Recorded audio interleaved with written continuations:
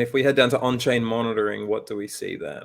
What we can see, so we have the ability to swap between different contracts, right? So here we have PancakeSwap's cake contract, and then you can look at PancakeSwap's syrup contract as well, right? So different analytics depending on which contract you choose.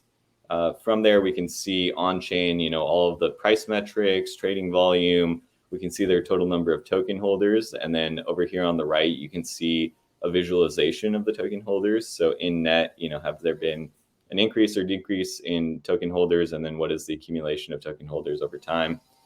A lot of other metrics like daily active users, which are interesting. You can see whether a project's picking up traction or not, especially for like a DeFi or gaming-based projects. It's good to have that level of user insights.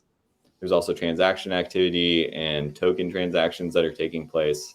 Again, these are like otherwise pretty difficult. They're inaccessible data visualization metrics, but on Skynet, you're able to access them all for free and like really easy to understand, navigate. You can change the time window.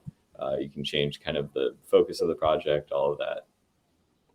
That's really some rich data there. And the great thing about blockchain and Web3 is a lot of this data is available on chain, but you'd have to be combing through Etherscan or BSC scan to really like figure out, the number of daily active users or something like that. So having this one dashboard that aggregates it all into one place, and you can change between, I saw 24 hours, 7 days, longer periods. That's a really powerful feature. And I think that's great to give people the ability to understand that information without having to do hours and hours of data analytics themselves.